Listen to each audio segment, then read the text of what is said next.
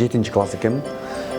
Лира болсо ошо 6-класс. Замирди байкап атырмын, ушундай элечи. Кыздардын арасында дагы өзүм тартынып. Баарыбыз кыздар бир-бирибизди карап коебуз, кимге келди дегендей сыяктуу болчу. Кыздардын баары ашык болуптур. Костюмшун кийип, галстук тагып алып өзүнчө эле солидный депчи. Келбейли кой деди да. Ойлоп туруп, бул жигит бар окшойт. Кыздар болду, телефонго жөнө чалып. Кедентип, четте туруп калсаңдай, как будто кереги жок киши деп туруп калгандай ушундай сезимдер болгон. Андан кийин ошо түшүнүүлөр өттүк. Шашма, Жоопкерчиликтүү, тамаша эркекти сыйлаган жубай деп баалайм да.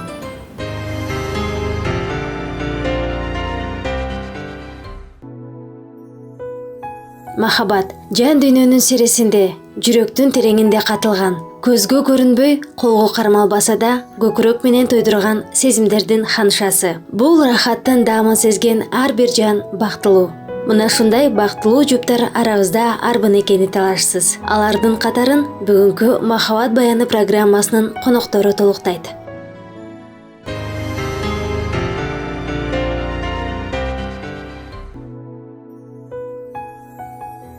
Өзүңүздөр көргөндөй, бүгүнкү берүүнүн каармандары Ырчы мырза Замир Арыкбаев жана жубайы Лирайым. Түгөйлөр алгач окуучу кездеринде таанышса, кийин студент мезгилинде сүйүүлөр жанып, сезимдер ойгонгонун айтышат. Анда эмесе баянды башынан угалы.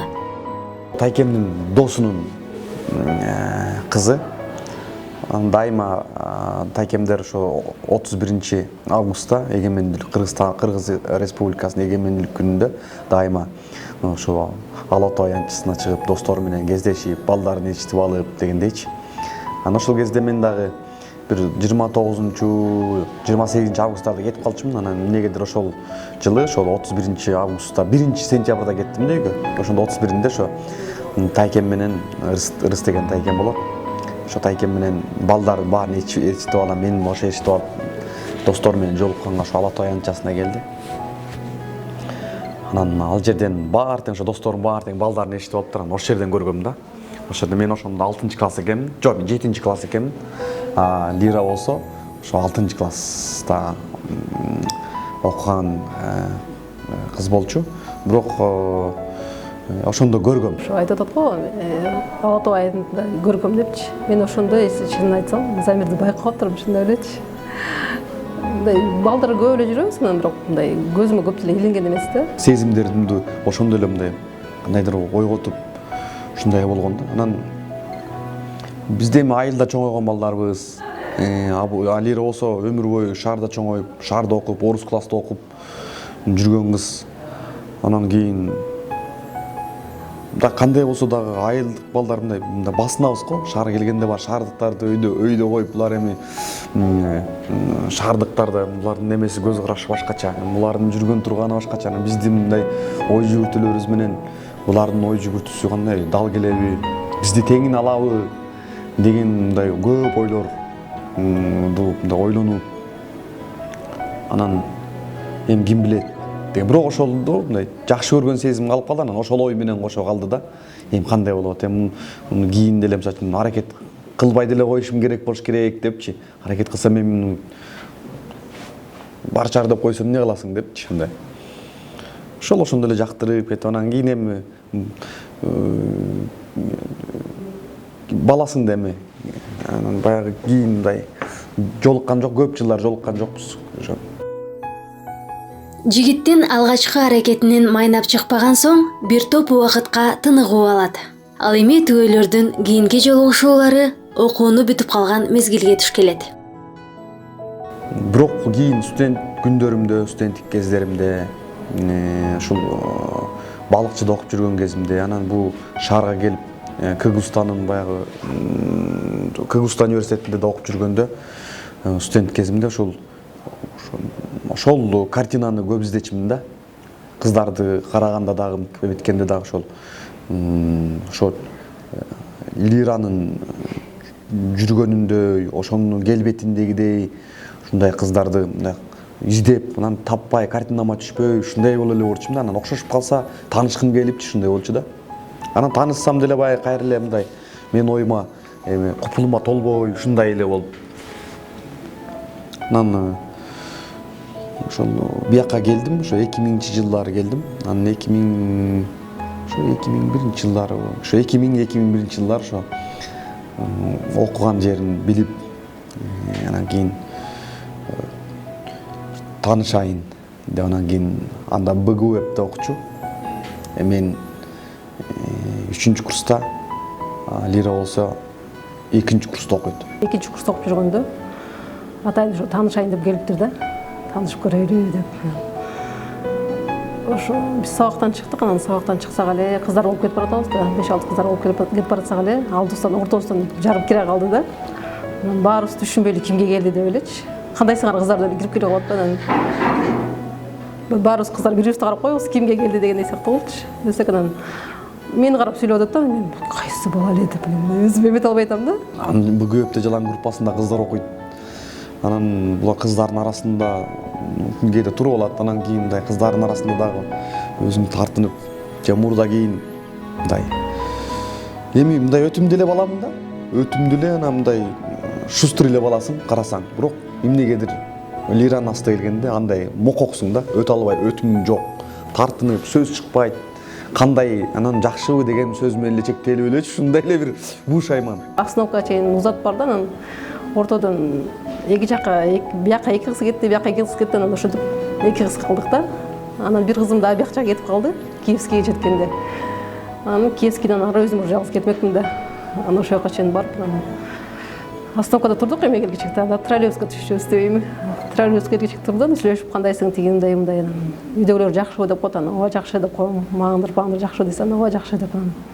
Ошону мен эле карасам троллейбус келиптир, анан мен троллейбусум келип кете берейин десем эле ии деди, ошо мен түшүп алып кетип калдым, болду.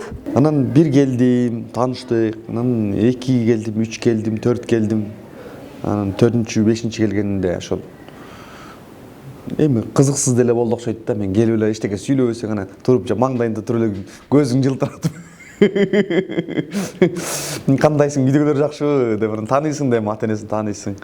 Үйдөгүлөр жакшы, өзүңдө кандай, окуулар жакшы деп койсоң болду, ошо менен эле. Сөз чыкпайт, анан жанында бир шакылдаган бир досу бар, атын унутуп атам. Анан ошол эле сүйлөйт, ошол эле жооп берет магачы. Бул да өзү да көп сүйлөбөйт да. Лира дагы көп сүйлөбөйт. Анан аягында өзү мындай ойлору менен кеңешип, өзүнүн ички сезимдери менен кеңешип, анан бир чечимге келген окшойт. Мындай мен өтүмү жок баладай көрүнгөнбү, анан мындай ойлогон окшойт да. Мен деле сүйлөбөсөм, бул деле бир жоош бала болсо, анан кийин экөөбүздө мындай кийин балким кандай окат болот деп, анан кийин мени ошо 4-чү барганымда келбей эле кой деди да. Ошентип жүрдүм, анан кийин ойлодум, эмне кандай мындай эч кандай эме болбосо, эмнеге келип атат дегендей болуп, анан эметтим дейм. Эмнеге келип атасың десем, өзү деле айтпай унчукпайт, анан анда келбей эле кой деп айттым, чындап элечи. Келбей эле кой десем, анан бул ойлоп туруп, бул жигити бар окшойт, анда мындай эметип калып, анан катуу тийип калган экен да. Мен ойлоп калдым, келбей эле кой десем, жигити бар го деп ойлоп калдым. Бирок жигити деле ошондо жок экен. Көрсө ошондой да ойлоптур да. Бирок мындай симпатия деп коебу, мындай жактыруу сезимдери болгон экен. Группасында кыздардын баары ашык болуптур. Анда мен студент галстук тагынып алып, ак көйнөктү кийип, костюмшун кийип алып, чачтарымы алтынтып алып, папканы тиги колтуктап алып басам, кыздардын баары ашык болуптур. Аны кийин айтып атпайбы? Кыздардын баары сразу о костюмшун кийип келиптир деп ошол кыздын аябай эме баа беришкен да. Прям костюмшун кийип, галстук тагынып өзүнчө эле солидный депчи. Анан ошосын көрүп кыздар жакшы болот экен, мындай эме экен депчи. Такой красивый дешип, өздөрү жалаң орус кыздар болчу, көпчүлүгү орус уйгур кыздардан. Деп коем. Да деп ушуп койсом, деп коюштум. Мындай симпатия болду, жактыруу сезими болду, бирок кандай десем, жактыруу сезими болду, анан көп эметкен жокмун да, мындай өзүм же билбейм, өзүмдө тартындымбы иши. Ошол. Анан ошо менен мен барбай калдым, анан жигити болсо керек, мейли анда көңүлү жок болсо болбой калды деп үмүтүмдү үзүп такыр. Ошол анан ошентип мен университетти бүттүм. Ортодо бир 2 жылдайбы ушундай сүйлөшпөй калдык го. Ошо жолуккандан кийин 2 жыл, 3 жыл болуп кеттиби. Мен бүттүм, анан кийин Лира окуусун бүттү. Анан бир күнү ушул кайнатамдын тиги жайында эле 21 июльда ошо тайкемдер туулган күнүнө барабыз деп калды. Анан сен да барбайсыңбы деп калды. Сен да бар, жүрүп барып кел. Деп анан мен шак эле макулдугумду бердим. Сразу эле эме болду да. Мындай кыпыя түштүм да. Болду, барам деп элендим. Жайында ошо паам туулган болчу да, анан паам туулганда дайыма достору келчү да. Анан ошондо мамам айтты, тиги достору келет, нырстакилер келет, анан бала тиги Замирди чакырып койдук деди да.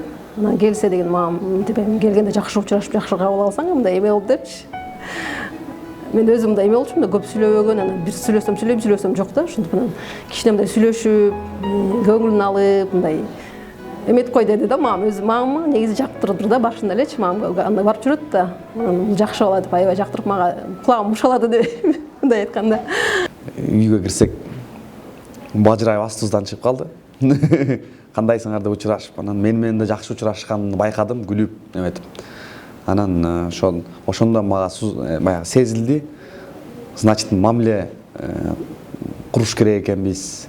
Значит, мындай мага жакшы мамиле жасап атса, ой бар экен деп. Анан ошондон улам эле ошондо эле сүйлөшүп, анан кийин ал кезде уже 2 жыл өткөндөн кийин мен уже мурдагыдан башкача бала болуп калыптырмын. Мурдагыдан да өттүмдү, мурдагыдай тартынган сезимим жок. Мындай оюмду ачык айтып, көп нерсени баягы окуяларды айтып берген, баштан өткөн же көргөндөрүбүздү мындай жашырбай ачык сүйлөп, мындай уялбастан, тартынбастан. Ошондо мен өзүмдү дагы мындай эмеге чоңоюп калганымды сезимде койму. Экинчи курста мындай балараак экенмин да. Ал кезде баягы оюмду айта албаган. Анан кийин ошо өзүмө да ыраазы болдум. Ошолуку мындай тартынбай сүйлөп, өзүмдүн оюмду билдирип, сүйүүмдү билдирип, сезимимди билдирип. Көрсө тартынбай эле мындай ачык эле бала экен деп. Просто мурда тартындык эметип жүрсө керек да башындачы. Анан бул совсем эле башкача болот, ачык эле боло турбайбы да. Анан ошо менен эметип кеттик, сүйлөшүп кеттик да. Анан ошо ал дагы өзүнүн мындай макулдук көз карашын көрсөтүп, анан ошондон улам эле биздин мамилебиз ошо жолуга баштадык, кезигише баштадык. Анан ошондон улам эле биздин мамилебиз жылып, ысып. Ошондон кийин мындай өзүм да эмете баштадым да, өзүм кандай десем, настроить этип, уже деп анан караштырып, анан жактыруу сезимдер пайда боло баштады. Кандай десем, сүйүү сезимдер ойгоно баштады. Ошо менен анан жактырып, анан өзү дайыма келип чалып, кандайсың деп турганда уже мындай эме боло баштады. Жакын адамдай болуп уже. Өзүм да уже эметип, кандай десем, жакын болуп кеттик ошо менен эле. Анан өзү келип сүйлөшө баштадык. Жумушка келет, жумушуна келип узатып коет үйгө чейин деп. Ошону менен анан сүйлөшүп кеттик дебейинби, ошо.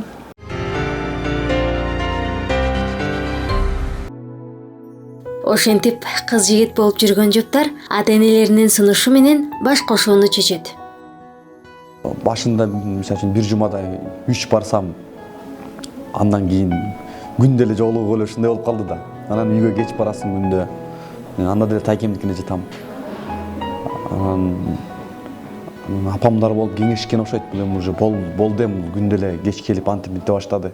Кой буларды үйлөнтпөсөк болбой калды деген ойду өздөрү мындай кеңешип, анан бир күнүндө ошо окуудан барсам эле ай сен үйлөнтөлү деп калышты да. Анан ошондой болду да, ошондо мен ага чейин качан үйлөнөрүмдү да билген эмес да. Сүйлөшүп эле жүрөбүз, бирок качан үйлөнөбүз белгисиз да. Ата-энелер уже эметиптир да, бул жактан үйлөнтөлү дегенде сунуш киргизиптир. Анан ал Замир сразу эле макул болуп, анан эмне кандай бир дагы бир эме болуп, анан мамамдар ушул жака барып калган да.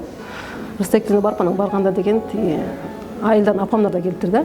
Ошол убакта таанышып, булар уже таанышып, анан уже бири кандай десем, куда дешип, бири-биринчи уже куда дешип, кыргыздар эметип кетет го. Анан уже куда болобуз деп ошо мындай жакын болуп кетишиптир да. Анан бир күн ошо эмеден коноктор келген эле мамам айтып калды. Ушинтип мынчасына келип сөйкө салып кетели деп атат. Кандай дейсиңиздер? Мен өзүм ойлойм мындай шок болуп туруп калдым да. Деп ойланам. Ушинтип деп ойладым. Ошончу керекпи деп ойлойчу. мейли деп эле мындай эметкен жок, бирок мындай каршылык деле көрсөткөн жокмун. Үйдөгүлөр кеңешип өздөрү баланчасында сөйкө салганы баралы, даярданалы деп эле ушинтип калыптыр. Анан мен да аябай ошондой бир кандайдыр толкунданган бир башкача сезим келди да. Мен үйлөнгөнү калдым уже. Мени жакында мындай бир башкача сезим келди да, кандай болот депчи. Анан ошол пландар боюнча эле ошол белгиленген күнү ошо сөйкө салганы барды. Анан ал күнү дагы кеңешип, анан качан алып кетебиз, качан свадьбасы болот, ошонун баарын тактап, анан кийин эле үйлөндүк.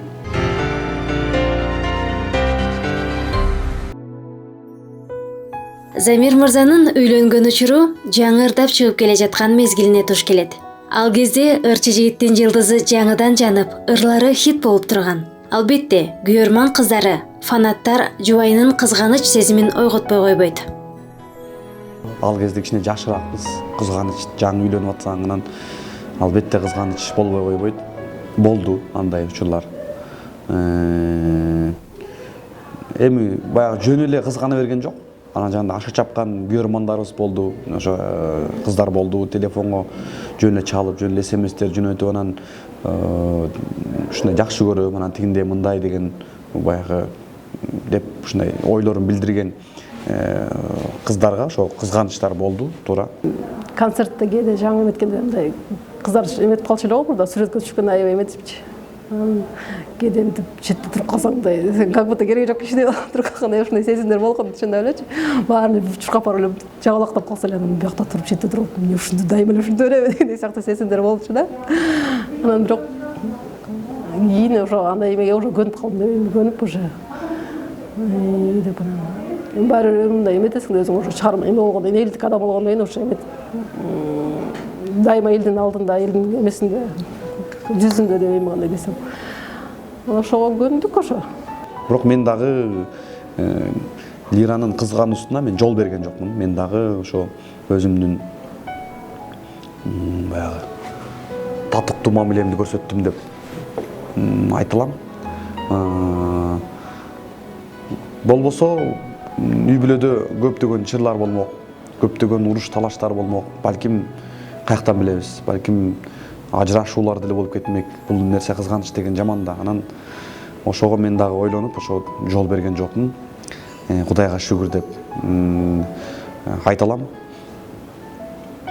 Анан эми башында ошондой окуялар, ошондой көрүнүштөр болду. Анан кийин ошо түшүнүүлөргө өттүк.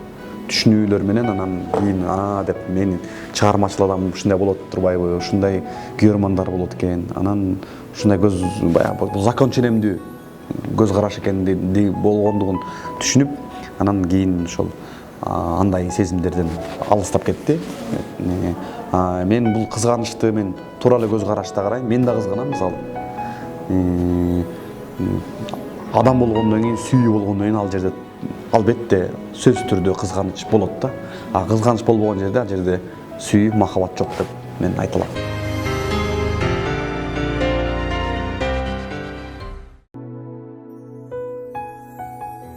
Бири шашма болсо, бири жай, бири токтоо болсо, экинчиси шайыр. Мына ушундай бири-бирин толуктап турган жоптор өздөрү тууралуу кандай ойдо? Мага көп сапаты мага жагат. Биринчиден ошо токтоо мүнөзү.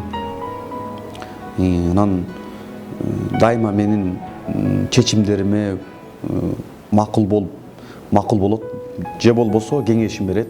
Жоопкерчиликтүү аткарганын эметет, мисалы үчүн бир нерсе кылам деп эметсе, ошосун эметет, аткарганга аракет кылат да, аткарат ошонусун. Тамаша ачык өзү, эл менен тил табышат, ошосу менен мындай кандай десем, жактыруу болуш керек балким. Аялдык тактикасы бар да, билет, ордун билет. Анан өзү өтө мындай тазалыкка жакын, сезиминде дагы, жан дүйнөсүндө дагы, анан ушундай үйдө дагы бардык тазалыкка жакын, ошол жагын сапатын көп баалайм. Шашма, мен шашпайм да, көп Анан дайыма эле мени шаштырып уже. Бирок азыр уже көнүп калдым мындай пунктта болгонгочу. 1-2 саат мурун эрте айтат. Даярданыш керек деп, анан уже өзүм даярдап уже дагы битип калбасын деп. Шаштырбасын деп, анан дагы жиндемесин, анан уже ошого аракет кылып атам деп, мен аракет кылып уже көнүп калдым.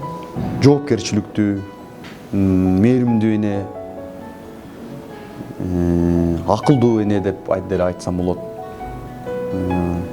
Ошол анан үйдө баягы эркекти сыйлаган жубай деп баалайм да.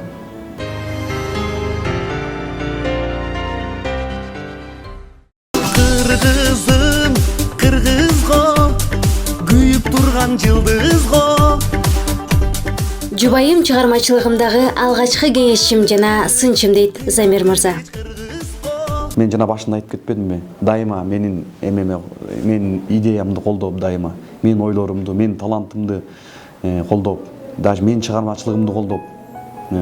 Анан мен үйдө ыр жаратканда дагы, ыр жазганда дагы ошонун баардыгын мындай идиш чууп жүрүп эле же чай куюп атып эле мындай баа берип мени мындай эме кылып турат да. Ошо мага менин эң биринчи мындай эмне деп коет, стимул берип, анан кеңешин айтып, анан туура баасын берип турган адам катары мындай карайм да. Эң биринчи жана чыгармачылыгымдачы, мисалы үчүн мен обон жаратам дагы, ырдап атсам жакшы обондорумду сразу айтат да, бул эрекиңин сонун экен дейт. Мен ошол эрекини сразу кармап калам да. Кармап калам дагы, ошол эректи жаздырсам чындап эле элге жагат да. Анан кийин кээ бирлер да кыйылып калат. Кээ бирлер да чото деп мынтип ойлонуп калганда, мен значит анда мында оңдош жерлер бар экен. Менин күзгүм да, мындайча айтканда, күзгүм. Жаккандар болсо сразу айтам. Могул эме жакты, могул жакты деп.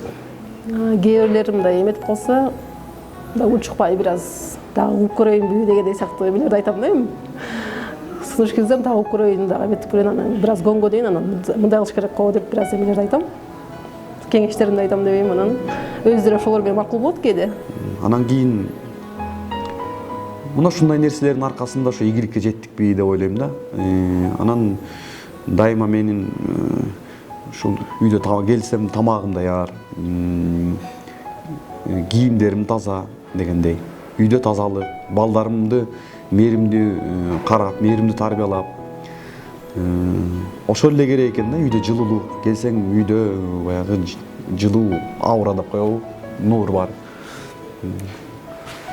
Ошол нерселер эле ошол эркекке чоң жардам болот экен. Анан ошонун аркасында биз ишибиз менен алек болуп, анан өсө берет экенбиз да.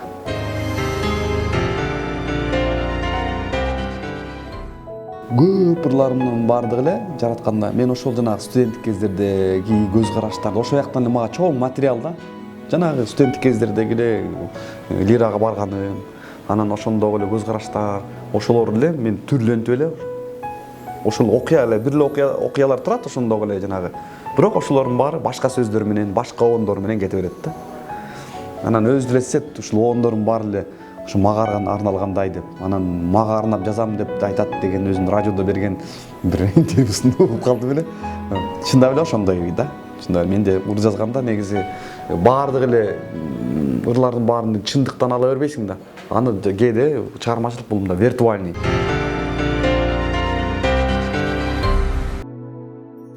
Жарашыктуу жуптар алгач баш кошкондогу сөйкө салуу, үлпүт той сыяктуу үй бүлөлүк салтанаттары тууралуу эргибестеп отурушту. Сөйкөнү жайында салып турбуз. Сөйкө жайында салынган. Анан алдына түшүп барып, ошо үйлөнөрдүн астында 12 декабрда алып кеткен болушубуз керек эле мен. 14-түндө. 14-тө. Анан 15-inde свадьба болгон. 15 декабрда үйлөнгөнбүз. Ал күнү дагы Лиранын туулган күнү. Кийинчерээк эле айтпай калды. Көп жылдар айтып келди ошол күнү туулган күнүмө ушундай чоң белек болгон депчи. Ушундай кийинчерээк эле айтылбай калды. Анан ошол 15-inde свадьба болду. Анан үйгө кеттик. Көлгө бардык. Анан ал кезде эми азыркыдай чоң ресторандар жок эле. Эң эле ушундай бир укмуш деген ресторан Дасмия болчу да. Бирок биз аяка үйлөнүү тоюбузду аякта өткөргөн жокпуз. Бул Душанбинскаяда визит деген кафе бар болчу. Анда аты башкача. Анан кийин ошол жерде свадьбабыз ошол жерде өттү. Анан ал кийин ошо ал кафенин түртүп салуу ордуна башка нерсе салынган экен ал кийинчи. Ошол жакта өткөргөнбүз. Ал кезде 2005-жылдар жанагы Mercedes Ешка дегендер. Ошолор мода болчу ошо машиналар. Анан ошол экен бир досубуздук бар эле. Ошо достуктун машинесине жасап алып, ошо биз ошол жакта отуруп эме кылганбыз. Азыр болсо азыр өзгөрбөдү. Канча андан бери баягы катуу өзгөрдү го. Тез ылдамдык менен өзгөрүп, азыркы тойлордун форматы башкача да. Мурдагы салыштырмалуу. Уровень өтө чоң да. Ошол балдар менен баягы кадимкидей эле свадьбадагы эле эменин Бишкекте кыдырып, балдар менен кадимкидей эле баягы Өчпөй сотко барып, тияка барып, анан кечинде ошо тоюбузга келгенбиз. Баарын чакырганбыз, баары келип батасын беришкен. Ошол элдин батасы менен өсүп келатабыз.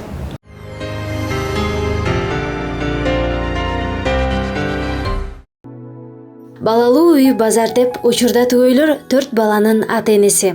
Наристелүү болгондогу кызыктар, үй бүлөлүк салттар жана балдарынын кылык жоруктарын айтып беришти. Азыркы учурда 4 балабыз бар. 3 кыз, 1 уул. Уулусу азыр 6-класс. Биринчи балалуу болгондо, кандай десем, көптүлүк каприз болгон жок го дейм. Кадимкидей эле кандай десем, боюмда бар дейм. Жакшы эле жүрүп турдум окшойт, билбейм. Аны забирать берсин. Каприз. Болду беле. Мындай жегим келип атат деп ушундай болчу да. Мындай бирдеме жегим келип атат, анан мындай жегим келип атат, тигиндей жегим келип атат деп. Ошол баягы биз укчубуз да ушундай талгак болот, бир нерсеге талгак болот депчи. Анан талгак болот деп ошонусун алып келип берчүбүз. Анан ошол биринчи кыздуу балалуу болгондо мындай өзүбүз деле түшүнгөн жокпуз да, мындай дый эле ойлонуп эле бирибизди карап коюп чындап эле биз ата-эне болдукпу деп ушундай бир улам жыл убакыттын өтүшү менен ушундай таң калыштуу нерселер болот экен, өзүңө таң кала берет экенсиң да. Мен чындап ушундай болдум, үйлөндүм мисалы да. Же чындап мен кыз жигит болдукпу мисалы. Андан кийин кыз чындап үйлөндүкпү, чындап ата болдумбу, эне болдумбу деп ушундай ойлорго эле таң кала берет экенсиң да. Чындап мен үйлөндүмбү ушундай эле.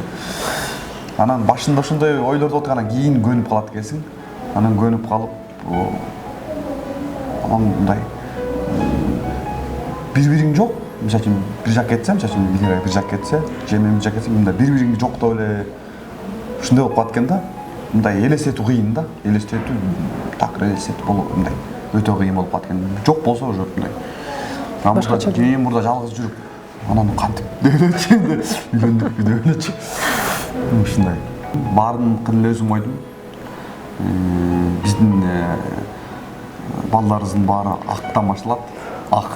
Акмарал, Акбермет деп. Улуу кызыбыздын аты Акбермет. Андан кийинки кызыбыздын аты Акмарал, анан Актилек, анан Аксанат.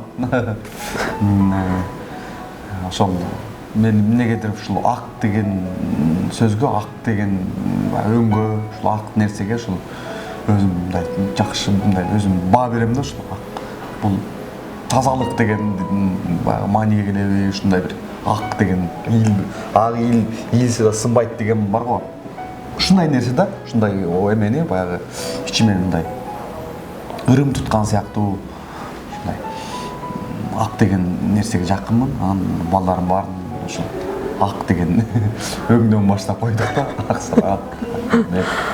Улуу кызыбыз мындай чыгармачылыктан жок эми өзүнчө анын чыгармачылыгы бар да. Өзүнчө мындай эмеге кызыгат да, бир нерседен ойлонуп таап анан бирдемеден кесип бирдемелер жасап. Баары чыгармачылыкка уклон бар да. ал бир нерселерди жаңы ойлоп тапкан жакшы көрөт да. Өзүнчө тынчырап конструктор болсо ошодон мисалы үчүн конструктордун өзүн жазып албай ал башка бир нерсе жазып коет да. Конструктор алып берсеңчи. жүрөгүндө бар, жүрөгүндө бар чыгармачылык. Ошол жазат, аны көрсөтөт, мен моундай жасап койдум депчи. Ал именно ошо эметкен мен оюнчуктун ошол эмесин жазабайт, башкасын жасайт да. Анан ошо эметебиз да. Анан өзү дагы мисалы үчүн бир нерсени көрсө, ошонун башкачасын кайра ойлоп таап, өзүнүн эмесин кыла берет да. Анан мисалы үчүн логический суроолор болсо да азыр эметет да, мисалы үчүн ошолордун башкачасын ойлоп таба берет да өзүчү. Мен өзүм ойлоп тапканмын бул логический суроону депчи. Бул каяктан окудум десем, мен өзүм ойлоп таппадымбы деп. Бирок чындап эле ошо эметет да. Анан ойлоп койсоң, ал өзүнүн ошо шыктуу. Акмарал болсо, Ал ушу чыгармачылыкка жакыныраак го. ал ырды да жакшы көрөт, анан Бийлегени жакшы көрөт. Бийге өткөндө айылга барып калсак, мектептен дагы бийге катышат. Анан айылга барып калсак, ошо жээндерибиз менен үйдө кыздар көп да.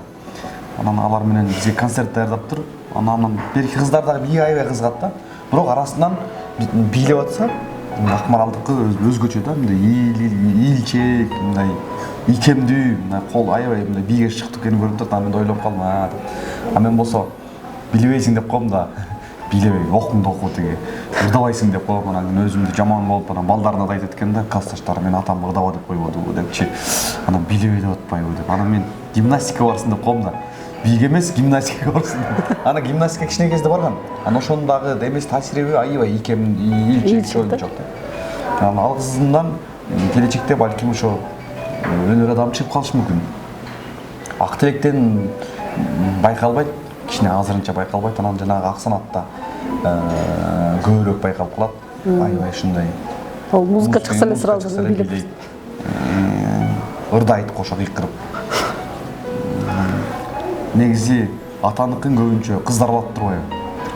Эненикин балдар алат экен да, ушундай деп да уккан акылмандардан уккан мен бар да. Мындай.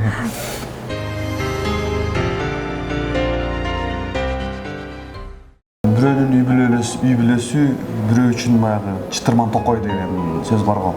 Анан кимден кетип, кимисинен кетип аткан деле баягы бирөөгө мындай башка үй бүлөгө, башка чөйрөгө мындай маалым эмес деп ойлойм. Бирок ошондой болсо дагы көп факторлор таасир этет. Бул жерде эки тараптын тең ата-энелери бар, кандай тарбия көргөн деген сыяктуу. Анан алардын дагы акылдары, айткан насааттары өтө аларга аба суудай керек жаштарга. Эң биринчи ата-энелер айтыш керек, мындай болуш керек деген. Анан экөөнү, анан эки ошо менен сугарылган эки жаш, анан бири-бирин түшүнүү менен, ошол ата-эненин берген тажрыйбасы менен ошону колдонуп, бири-бирин урмат көрсөтүп, сый көрсөтүп жашаш керек деп ойлойм. Ошо менен кошо мен ойлойм, ошо ата-эне ыйманга дагы көбүрөөк маани берип, көбүрөөк баягы сугарыш керек деп ойлойм да балдарды. Анан ошо ыймандынды колдонуп, ошол ыйманына таянып, ошол жашоо турмуштарын жакшы куруп кете алат деген мен ойду айтмакмын. Кайра акыры келип ыйманга такалат да. Мен жаштарга ыйман кааламакчымын. Анан ошол жашоо деген баягы оңой нерсе эмес экен. Түптүз даңгыр жол эмес экен. Чуңкуру болот экен. Баягы бийге болот экен, өйдөсү ылдый, ысыгы суу болот экен. Ошонун учурларына баардыгын токтолук менен, түшүнүү менен, бири-бирин чыдамкайлык менен, анан бири-бирине болгон жакшы мамиле, сүйүү менен гана чечип кете алат деген мен ишенимди айтмакмын. Ошол. Мен деле толуктап кетсем, ушундай го дейм. Эки жаш бири-бирин түшүнүш керек биринчиден. Бири-бирин түшүнүп, бири-бирин сыйлап. Бул жакта эми сүйгө караганда сыйлоо биринчи орунда турат го дейм, анткени деген бири-бирин сыйлап урматтасан, ошондон сүйүү жаралат болуш керек деп ойлойм да, анткени деген бири-бирин сыйлап урматтаса, бири-биринин көңүлүн калтырбаганга аракет кылса эле, экөө бири-бирин түшүнүп аракет кылса эле ошо менен жашоо куралып кетет да. Эң биринчи учурда ошо бири-бирин түшүнүшкөнгө аракет кылыш керек, бири-биринин көңүлүн мындай сындырбаганга аракет кылыш керек да, анткени көңүл эметип калганда ошо эметип калат да.